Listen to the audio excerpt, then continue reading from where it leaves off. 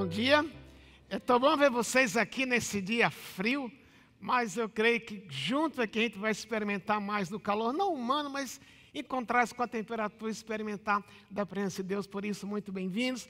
Você nos vê pela internet também, aquele abraço que estão aqui. Esperamos também que você, onde você estiver, você experimente aquilo que vamos ter nesse salão. Antes de abrir o texto dessa manhã estamos terminando esta série, Ame, tudo que eles precisam é amor. Duas coisas que eu queria mencionar para a gente. Domingo que vem é dia de ceia. Nós vamos celebrar a ceia do Senhor, nós vamos celebrar aquilo que Ele fez por nós vamos ter um bom tempo de oração. Queria que você realmente não vai ter nenhuma pegadinha domingo, talvez no começo passado, a gente vai pôr a ceia no meio do culto, mas queremos focar realmente na ceia em oração. Por isso vale a pena você chegar cedo, não perder o tempo de louvor, mas participar desde o início desse tempo de adoração e de intercessão uns pelos outros. Também quero corrigir não corrigir, mas domingo passado não fui tão preciso, quando eu falei do nosso projeto de construção. Nós vamos daqui a pouco começar a explicar mais para toda a igreja. Mas eu mencionei, fiz algumas perguntas, quem estava aqui no início da igreja, quem viu esse prédio crescer, quem participou da compra do terreno, e quem, especialmente hoje a igreja é bem mais nova, e nós vamos experimentar uma nova fase em termos de construção, vamos construir um prédio ministerial, vamos terminar esse prédio, vamos sair daquela sensação de que nos acostumamos com o temporário, vamos deixar esse prédio bonito. E eu acentuei que a razão de construir não é prédio por si mesmo, mas é ter um ambiente em que adoramos a Deus, que pessoas são transformadas também. E mencionei que vamos levantar recursos, mas disse também que nós temos dinheiro. O dinheiro que nós temos é no terreno que nós vendemos, realmente Deus nos abençoou, pagamos um preço, vendemos por 4 vezes mais, não é que nós estamos no negócio de imobiliário, não é isto, mas foi graças a Deus, para que vamos construir, temos uma boa parte já. Então não é que nós temos todo o dinheiro, vamos precisar levantar recursos, então isso não ficou muito claro. Queria que você soubesse, mas daqui a pouco nós vamos começar a falar mais disso. Outra coisa já entregamos nossas ofertas de hoje. E se você olhar no boletim, o boletim fechou na quarta-feira. Na quarta-feira temos 68% apenas do que precisávamos para terminar o mês. E amanhã é dia 30, e eu queria me colocar no lugar de algum de vocês que tem pequenos, médios e grandes negócios. Suponho que a pressão é a mesma, né? Dia 30 está chegando, até dia 5 tem que pagar folha de pagamento, impostos, deve ter sido pago no dia 25. Mas temos desafio para alguns de vocês e para a igreja também. Nosso alvo é tentar levantar até dia 30, até amanhã, R$180 mil, o que é que nos falta para fechar o mês. É muito? É. Mas quando eu trago isso para vocês, meu desejo é primariamente que a gente dobre os joelhos e peça a Deus um milagre. E quando falamos em milagre, eu queria incluir nessa oração, talvez você nem saiba, mas alguns irmãos dentre nós aqui, eu não sou vidente, não estou vendo ninguém aqui, assim na minha mente, né? Mas eu creio que por alguns aqui serem pequenos ou médios empresários e alguns grandes empresários, estão passando pela mesma pressão. E aí quando você orar, queria que você orasse por essas pessoas também, que você talvez nem conheça, mas estão debaixo da mesma pressão, que é a pressão que passamos como igreja. Então, se você puder lembrar, quero encorajar você a lembrar e orar por esses R$180 mil que precisamos levantar até amanhã com o milagre de Deus. E aqui nessa igreja, nós estamos acostumados a milagres. A milagres de saúde, milagres de relacionamentos, milagres de construir prédio, e Deus não vai mudar, Deus é o mesmo mês, por isso peço que você se engaje nessa oração conosco. Certa criança, nos seus 3, 4 anos de idade, ela costumava dormir e pedir que o pai e a mãe estivessem com ela na hora que ela viesse a adormecer, porque ela tinha medo de dormir só. Eu mencionei isso um tempo atrás, então, certa noite, o pai achou que a criança estava dormindo já, e de mansinho saiu da cama. Daqui a pouco, quando ele chega à porta, a filha diz: pai, volta aqui. E o pai diz: mas filha, você não estava dormindo? Ela disse: não, eu estava fazendo de conta, mas eu estou com medo de dormir sozinha, você sabe. E o pai disse: filha, Deus está com você, você pode dormir segura. Ela disse: papai, Deus não tem corpo, Deus não tem pele. É verdade, Deus não tem corpo, Deus não tem pele. Mas quando Jesus, antes da fundação do mundo, olhou para você e amou você e me amou, a Trindade resolveu enviar Jesus a este mundo. E o Evangelho de João começa dizendo que no princípio era o Verbo estava com Deus e o Verbo era Deus. Jesus é parte da Trindade. Mas também diz que o Verbo se fez carne, Jesus se fez carne e habitou entre nós. Então, aqueles que estiveram em Jerusalém 12 anos atrás, muitos deles tiveram a oportunidade de tocar em Jesus, de ver que realmente o Verbo, Jesus, ele tornou-se carne, ele tornou-se palpável. E ele tem corpo. Mas Jesus viveu apenas 33 anos aqui na terra. Ele voltou para o céu. E como é que a gente experimenta esse toque de Jesus? Estamos nessa série, Ame, e temos que usar outra frase que é: tudo que eles precisam é amor. Tudo que você precisa é amor. E o que a gente tem acentuado é que, por sermos habitados pelo Espírito Santo, que é Deus, nós temos a possibilidade de amar. Mas, naturalmente, todos nós somos carentes de amor, precisamos ser amados. Mas se queremos refletir Jesus, Jesus não pensou nele mesmo, mas ele pensou no outro. Antes de pensar no que ele precisava, ele era Deus, mas ele também era homem. E por ser homem, não que ele vivia carente, mas era natural que ele gostasse de abraço, gostasse de comer com as pessoas, podia ser tocado. Mas ele resumiu a lei dizendo que devemos amar a Deus sobre todas as coisas e ao próximo como a nós mesmos. Então, se eu quero ser amado, se eu preciso ser amado, o princípio é não pensar em mim apenas, em pensar naquilo que eu preciso, mas pensar como é que o outro pode ser amado. Como é que eu posso expressar meu amor pelo outro, uma vez que Jesus me amou, e Jesus pensou primeiro em mim e não nele. Por isso essa série, Ame. E nós vemos ao longo desses 5 domingos, esse é o 5º domingo, algumas expressões desse amor, pensando na família. Por isso, esse mês, por ser o mês da família, a ideia era: como eu posso amar minha família? E Jesus é o modelo. Então olhamos, por exemplo, no primeiro domingo, que Jesus amou aquele que ele amava a Deus. Ele priorizou Deus na vida dele.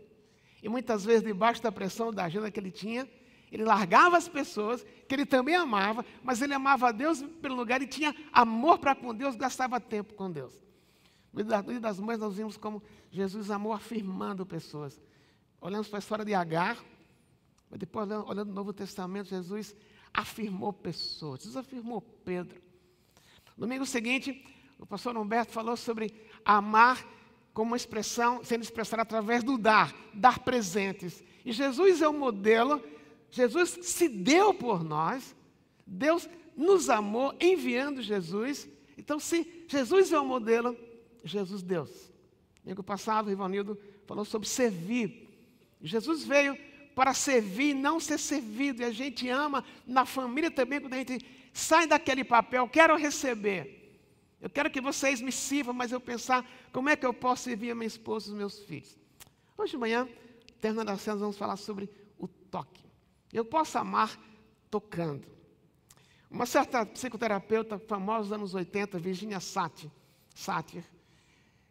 ela usou uma expressão num certo artigo que alguns questionam se havia suporte científico para o que ela disse, mas ela disse que se você quer crescer emocionalmente, você precisa dar pelo menos 12 abraços por dia. É o poder do abraço. Agora, um outro psicólogo também, isso da Universidade da Califórnia, em Los Angeles, depois de 2 anos de estudo acompanhando pacientes no hospital, ele percebeu que aqueles pacientes que eram mais tocados e mais abraçados eram aqueles que tinham a capacidade de recuperar-se mais rapidamente dos seus problemas emocionais e problemas físicos. Jesus habitou entre nós, Jesus se fez carne, Jesus tocou e Jesus deixou-se ser tocado. Talvez na sua família, alguns não apreciem tanto quando você dá presentes, alguns não apreciem tanto quando você os afirma, mas talvez alguns na sua família, o que eles mais gostam é ser tocados. Então, tocar faz parte do relacionamento humano, e Jesus tocou, Jesus amou também tocando as pessoas. Por isso, não há um mandato bíblico, né? Desculpe, toque. Não tem nenhum versículo isso. E tocarás 12 vezes por dia, não existe isso. Mas se você olha para Jesus, nós vamos ver nesta manhã, Jesus expressou o amor dele pelas pessoas também tocando. Então, se tudo que elas precisam é amor, toque também, da forma própria, da forma bíblica, da forma como Jesus tocou. Se você quiser abrir comigo, primeiro abre em Mateus capítulo 8. Mateus capítulo 8. É o primeiro milagre que Mateus inclui na narrativa dele, em que Jesus toca uma pessoa. Capítulo 8, versículo 1 diz: quando Jesus desceu do monte, grandes multidões o seguiram. Um leproso, aproximando-se, adorou de joelhos e disse: Senhor, se quiseres, podes purificar-me. Jesus estendeu a sua mão, tocou nele e disse: quero, seja purificado. A primeira expressão de toque de Jesus aqui é que Jesus tocou para reconstruir. Então, se Jesus não está mais aqui, uma das maneiras que Deus pode me usar, que Deus pode usar para reconstruir pessoas, é através do toque também, porque o toque significa nessas pessoas, especialmente o leproso. Se você imaginar que naquela época a lepra, na verdade, alguns discutem realmente a palavra lepra, é a melhor tradução da palavra que Mateus usa, mas era uma doença realmente que contaminava outros, que aos poucos as pessoas começavam a perder as pontas dos dedos, as pontas dos pés, elas perdiam a sensibilidade, muitas vezes se queimavam porque colocava a mão em água quente, não sentia o calor da água, mas a água às vezes acabava com a mão, sangravam facilmente, eram pessoas que viviam fora do contexto social, fora da família, quando entravam na cidade eles tinham que gritar impuro, impuro, impuro, porque as pessoas não chegassem perto delas. Os rabinos costumavam apedrejar os leprosos que tentavam chegar perto deles. Então eram pessoas totalmente destruídas, não somente fisicamente, mas também emocionalmente. E se alguém tocava um leproso, essa pessoa se tornava da mesma forma impura como eles. Jesus poderia ter simplesmente dito para esse homem: eu quero que você fique limpo. Ele não precisava ter tocado. Mas é interessante que antes de Jesus tocá-lo, olha, observe o diálogo deles. Ele falou para o Senhor: Senhor, se quiseres, podes purificar-me. Ele sabia que Jesus tinha o poder. Mas é interessante que a lepra, nessa época, era um símbolo externo de que havia pecado nas pessoas. Nem sempre era isso. Mas se um leproso entrava na cidade, ele era julgado. Alguém diria: lavai o pecador. Lavai o pecador. Já pensou você andar com estigma? Onde você entra, as pessoas lhe rotularem e chamarem você de usarem para você uma expressão de totalmente lhe degrada, lhe afasta, lhe destrói. Não era apenas o corpo dele que estava sendo destruído, mas a própria autoimagem, o próprio valor pessoal, a distância da família, você podia ter contato com os filhos, com a esposa. Ele diz: Jesus, o Senhor tem poder. E se o Senhor quiser, o Senhor pode lidar com a minha vergonha. Se o Senhor quiser, se o Senhor quiser, o Senhor pode me reconstruir. E interessante que antes de Jesus curá-lo, o texto diz que Jesus tocou e disse: quero. Eu quero tocar você, eu quero reconstruir você. Ele respondeu o pedido daquele homem enfermo. Ele disse: eu quero. Não há nada na sua vida e na minha vida que Jesus não queira reconstruir. Ou que Ele não queira curar. Especialmente olhando para a vida deste homem, não era apenas o físico dele. Havia uma dor emocional, havia uma ferida emocional, a ferida da rejeição. E Jesus primeiro diz: eu quero. Eu quero que você saiba que eu me interesso pelo que está acontecendo dentro da sua alma. E antes de curá-lo, ele toca. Mas é interessante porque ao tocar naquele homem, segundo a lei, quem tocava um leproso se tornava impuro também. Mas Jesus nem preocupou-se com o que a lei dizia. Havia algumas razões para a lei tratar assim, era uma questão de saúde. Mas Jesus primeiro não pensou no que é que as pessoas vão falar. Ele não ia contaminar-se porque ele era Deus. Mas ele passa por cima disso e toca no leproso. Ele poderia de longe dizer: sim, meu querido, eu quero que você fique limpo, está curado. E nem chegado perto dele, porque ele tem esse poder. E a expressão que Mateus usa quando diz que ele tocou, carrega, o verbo que ele usa carrega a ideia de que era algo que Jesus tocou e apertou. Não foi aquele dedinho assim de longe, né? Assim. Ele chegou perto e ele apertou o ombro. Um abraço nordestino mesmo. Ele não precisava ter feito isso. Mas por que ele fez? Porque naquele momento, o toque dele significava reconstrução. Significava, nós vamos começar a vida de novo. Ficou para trás, é nova vida agora. Jesus amou aquele homem tocando. E o mais interessante é que os homens não podiam tocá-lo por medo, por não querer contaminar-se, mas Deus tocou. E a partir daquele momento, o fato é que não existem para Jesus pessoas intocáveis, seja no corpo ou na alma. Foi Deus que tocou o próprio leproso. E o verbo se fez carne e habitou entre nós. Para algumas pessoas, embora que elas não vão poder sentir o toque de Jesus, mas é através de mim, através de você, que ao tocá-las, ao abraçá-las, elas vão se sentir literalmente tocadas pelo próprio Senhor Jesus. Porque ao tocar, a gente diz: eu te aceito como você é, estou com você para reconstruir a sua vida. Ame tocando. Ame tocando para reconstruir quem precisa de reconstrução. Ok, vamos a outro evento. Na narrativa de Mateus, ele lista a partir do capítulo 8, vários milagres que Jesus tocou as pessoas. Mas agora, se você quiser ir um pouco mais para frente, abra comigo em Mateus capítulo 17.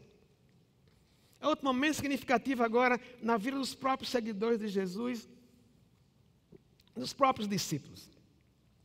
É chamada a experiência da transfiguração.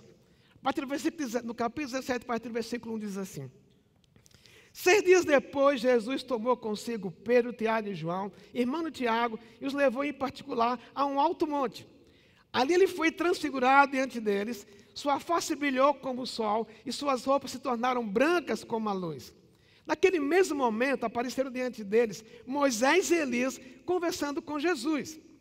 Então Pedro disse a Jesus: Senhor, é bom estarmos aqui. Se quiseres, farei 3 tendas, uma para ti, uma para Moisés e outra para Elias.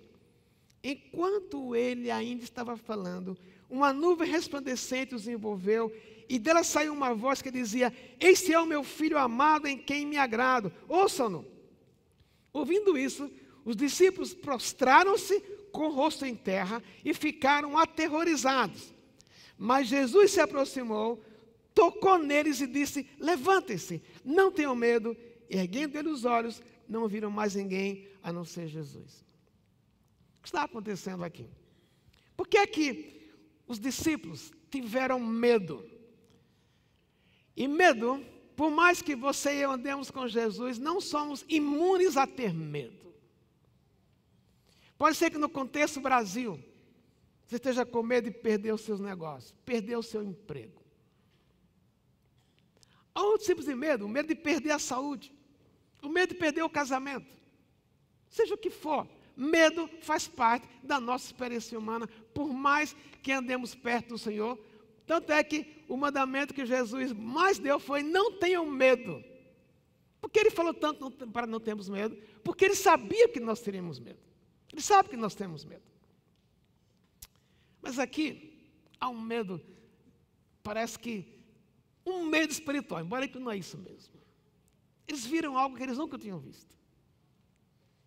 Viram Jesus sendo transfigurado e ouviram a voz de Deus.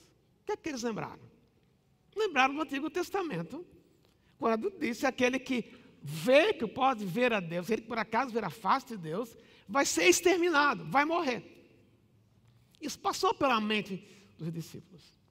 Aqui, a imagem que aparece, eles se curvam, na realidade aqui, a expressão não é tanto de adoração, mas é de medo. Jesus poderia ter dito para eles: gente, vocês estão comigo há quase 3 anos, vocês têm andado comigo, por que tem medo?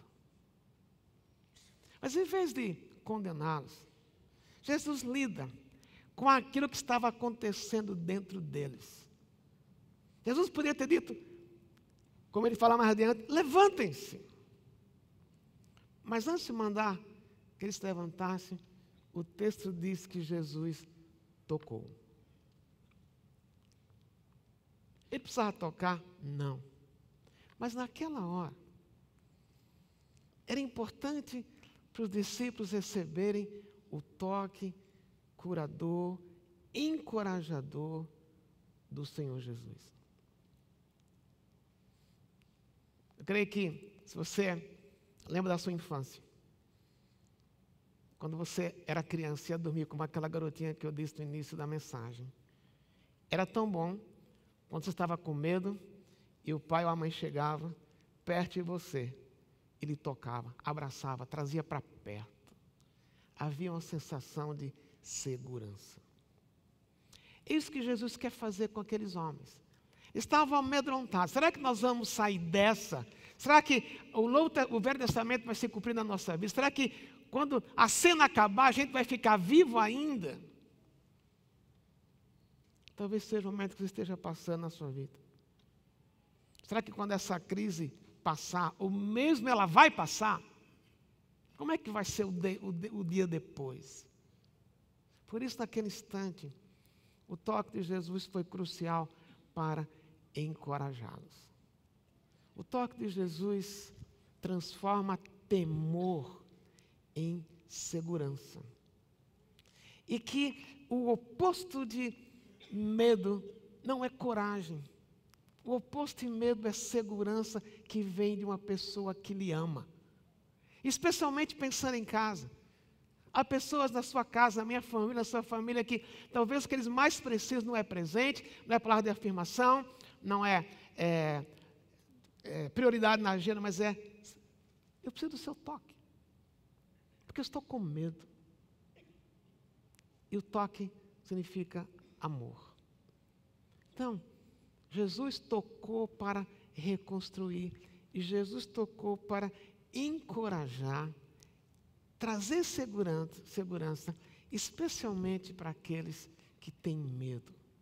Isso veio através do toque. Se quiser agora um pouquinho mais para frente, é o tipo de toque que Jesus fez. Lucas, capítulo 22.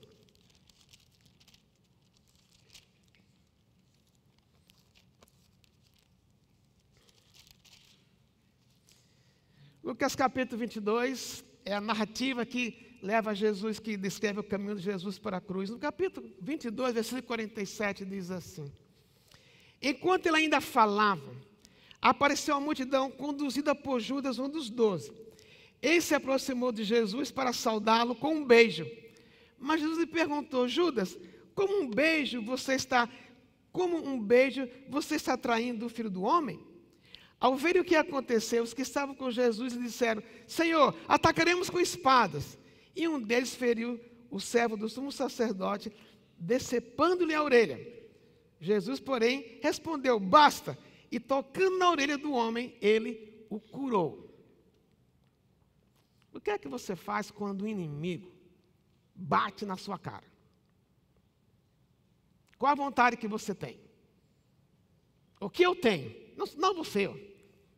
Eu tenho vontade de dar na mesma moeda, bater nas duas faces dele.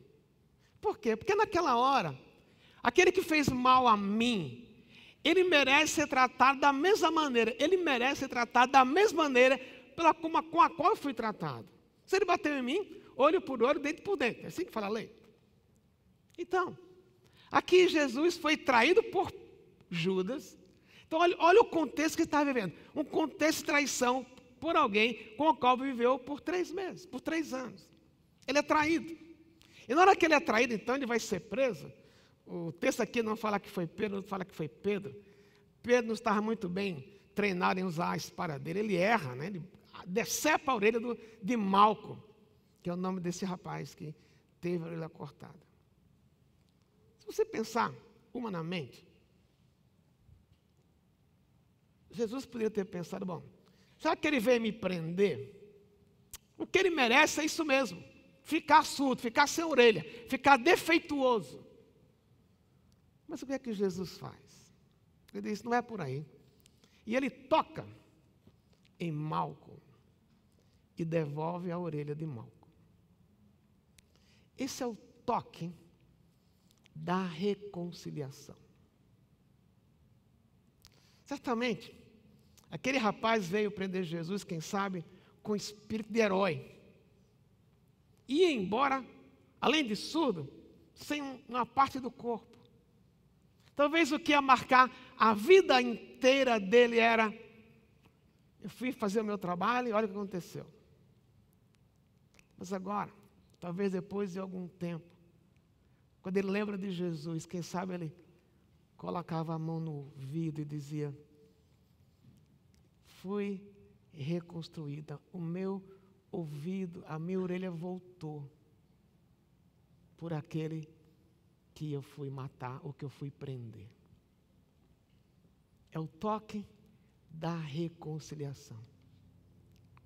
Quantas pessoas ao nosso redor, e às vezes dentro da nossa casa, fizeram alguma coisa que lhe entristeceu, ou alguma coisa que lhe magoou, ou uma palavra dita fora de contexto, ou mesmo no contexto, que veio de uma forma que você se sentiu agredido ou agredida, e o normal é afastar-se dele ou afastar-se dela. Mas o que Jesus fez?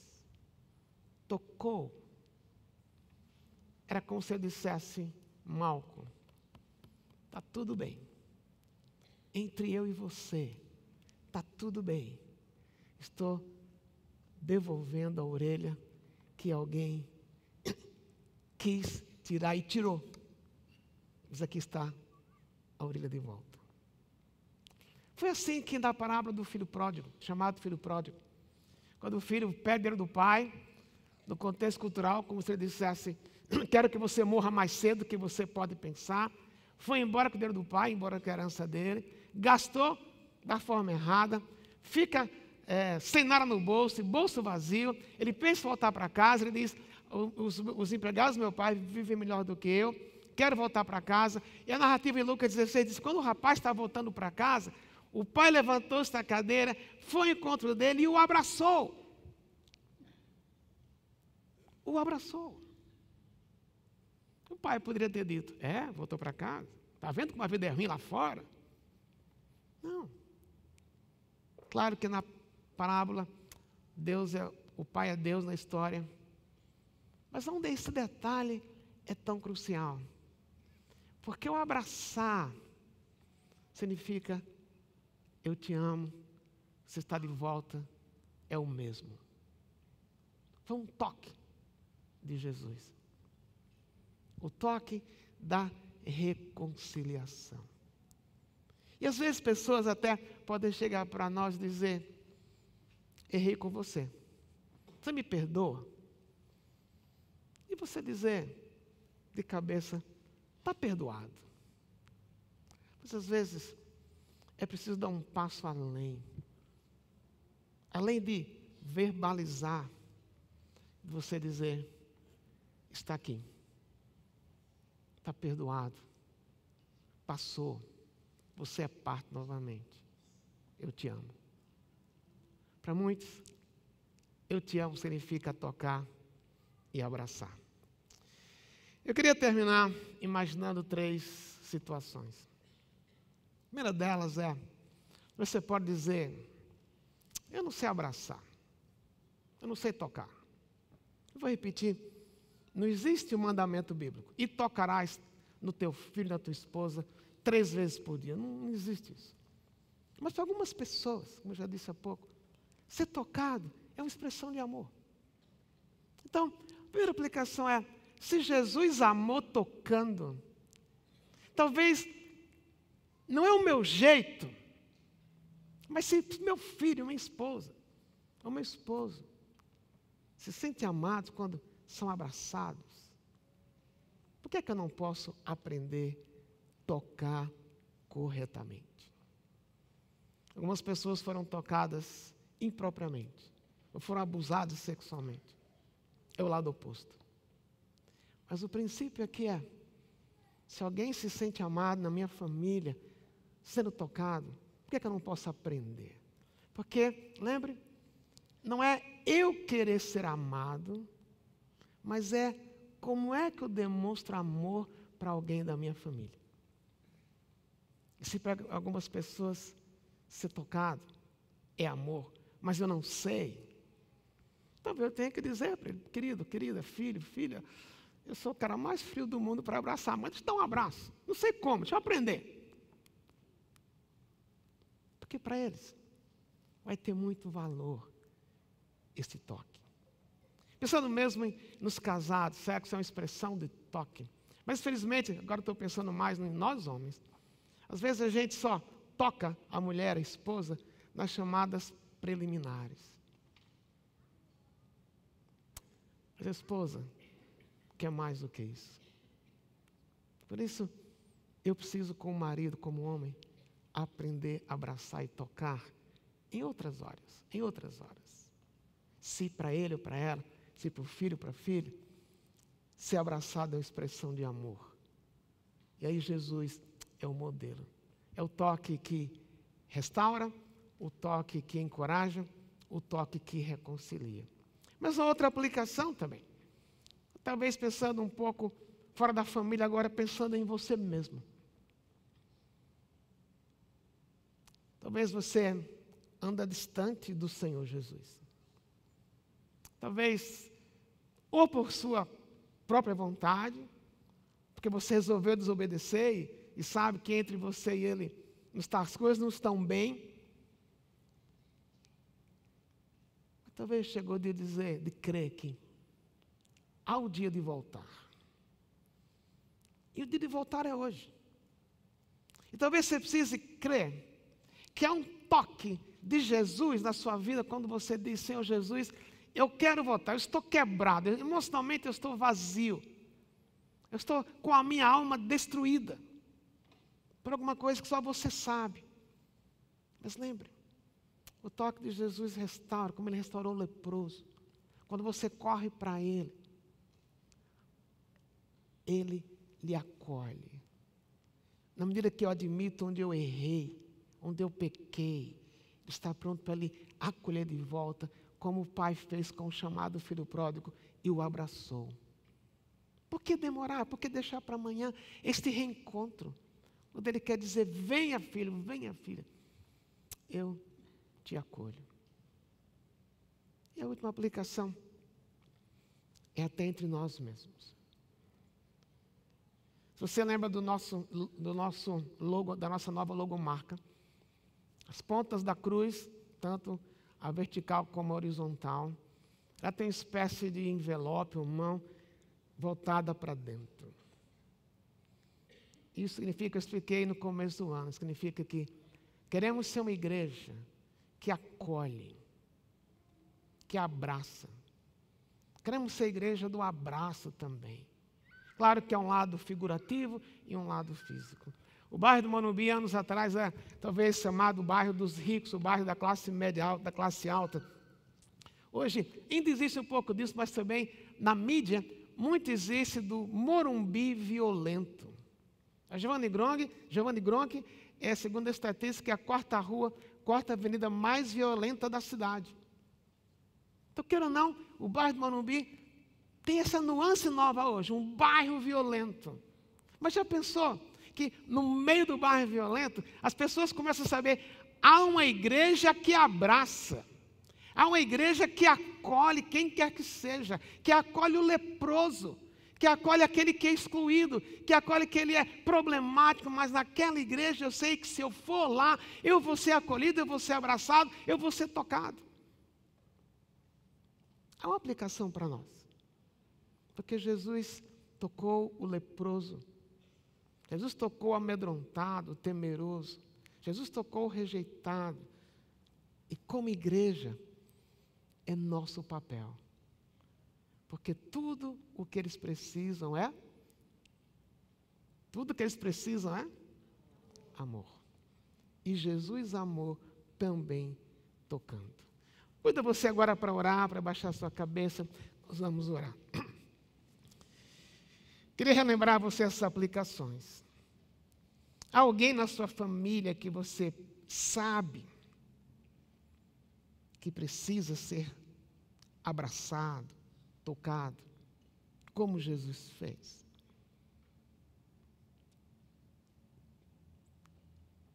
Peça para o Senhor agora, Deus me dê essa capacidade de ir até esta pessoa e abraçá-la. Talvez seja o abraço do perdão do pai para o filho, do filho para o pai, do esposo para a esposa e vice-versa. Mas alguns da sua família se sentem amados de uma forma mais singular quando são tocados, abraçados. E se você não sabe fazer isto, peça a Deus que lhe dê essa habilidade de dizer eu te amo não somente com presentes, não somente com palavra de afirmação, mas com toque também. Talvez seja na sua própria vida a necessidade de sentir-se abraçado por Jesus. Hoje é o dia da volta. De você correr e dizer, Deus, eu estou vazio, estou frio, estou distante, mas obrigado porque o Senhor me ama. Eu quero experimentar este retorno.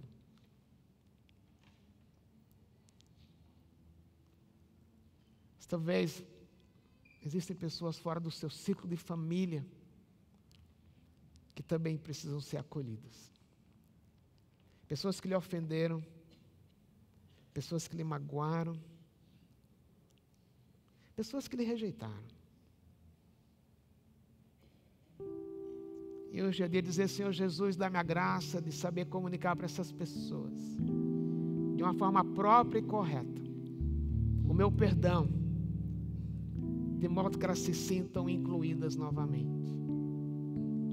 Tome um tempo agora de silêncio entre você e Deus, para tratar disso com Deus e pedir que Deus lhe use, lhe abençoe, lhe encoraje para agir como Jesus agiu.